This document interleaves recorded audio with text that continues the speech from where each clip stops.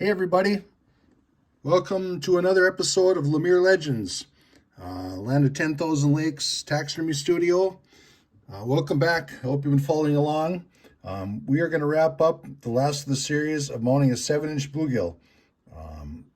If you haven't caught up, you can go back and check it out. We had, I believe, 6 other parts to this video: the skinning, the preservation of this fish, how we actually put the fish fill in it, we prepared it.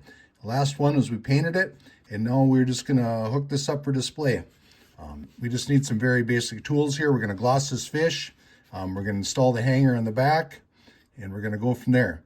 So, hey, your time is money, and we want to inspire you and give you a little bit of value for what you tuned in for. So let's wrap this project up. Very simple. We have the back here. We had spoken before about putting the plastic on there and leaving it open a little bit here so we could pre-drill. What we have here is our drill with a 1/4-inch drill bit. We're just going to very carefully drill into that. Make sure we're in forward, not reverse. Okay, we're just going to start it just a little bit. How far? What you want to do when you pre-drill this, you want to make sure that your that's the power of flexible fins. You can see that I curled that and it came right back. If you didn't have this flexible, it would have broke right off. So anyways, we got the hole pre-started. Pre-drill. How far down? Just into the block of wood that's there. That's all the farther we need to go. Okay. Okay, we're going to line that up. We're going to be in good shape. This is just an average everyday hobby hanger. You can find these at a various supply, Amazon, craft stores, whatever. You can find these. They're not that much. I mean, 30, 40, 50 cents a piece maybe. This one came pre-adapted with this screw on it. So what we're going to do is we're just going to change this bit out real quick. We're just going to attach this hanger. Now, one thing, and this is going to be of some value, and I've done this. I mentioned this in my last episode of doing the painting video, that you make sure that this screw will not come through the front of this fish. And when you pre-drill your fish, it's best to keep your fingers out of the line of the front of the target of this fish, because you do not want to drill through that. Okay, it's one thing to destroy your fish or whatever, but it's another thing to pound that in your hand. That is not fun. And I've done a few thousand, and you think I'd learned after the first time, but no, maybe 2 or 3 times, yeah. And everybody gets rammy. You want to get it done, oh great, but you get a little bit complacent, and it's not a place to be. So just a word of caution there anyway. So not to get off track, we're just going to install this hanger, kind of no-brainer. Go very slow. And again, we are in the wood here. We weren't into the plastic, because if you hit this plastic, it's going to crack and you're going to take a big chunk out of there. So I always move the plastic this way, leave a little exposure here. Like I said, we pre-drill the hole, we put the hanger on it. I think you get the gist of what we're doing here. So pretty much self-explanatory. Okay, we're just going to tighten it up so it just doesn't roll back and forth. We predetermined, and I've done a lot of these fish, the counterbalance place of this fish. If you have it back this way, you're going to do this. If you have it up this way, you're going to do this. So this is a good balancing place. I mean, 7-inch fish, a finger width back, maybe from the back of the gill cover. That's maybe 3/4 an inch, 1 inch maybe to the center of the screw, maybe a little bit more. But that's, anyway, that's where we're at. Pretty much self-explanatory. Enough about the hanger.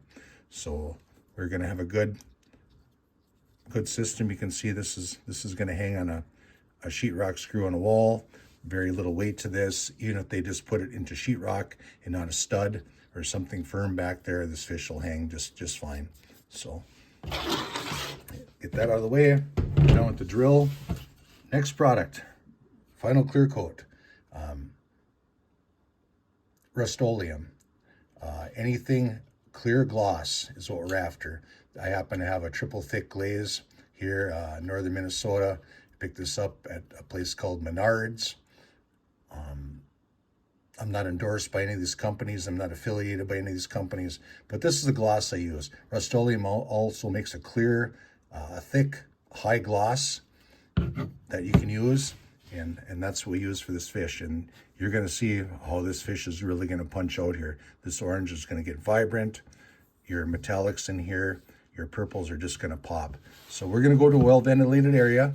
We'll be back with you in just a few seconds, and all we're going to do is we're just going to apply one thin coat to the whole thing. You're going to let it dry 15 minutes, maybe 30 minutes at the most. Come back in and apply a second coat. And then after this dries in a couple hours, it will no longer be tacky.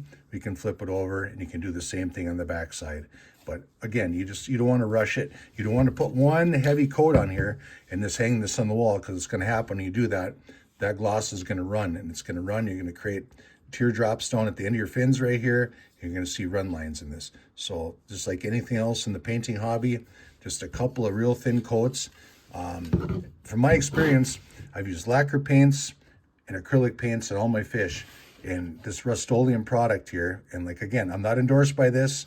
I don't get any kickbacks from promoting their product, but I have just found out that this does not make my paints bleed or run together as long as you're using thick coats, or thin coats, I mean.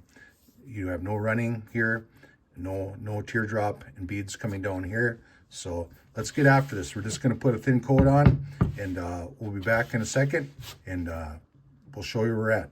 So just hang tough. You can look us up on eBay, 10,000 Lakes Taxidermy, and see some of our finished projects that we have there that are currently for sale.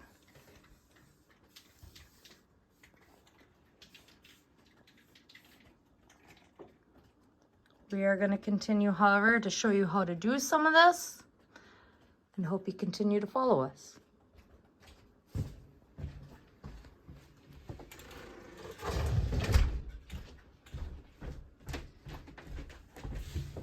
Okay, we're back.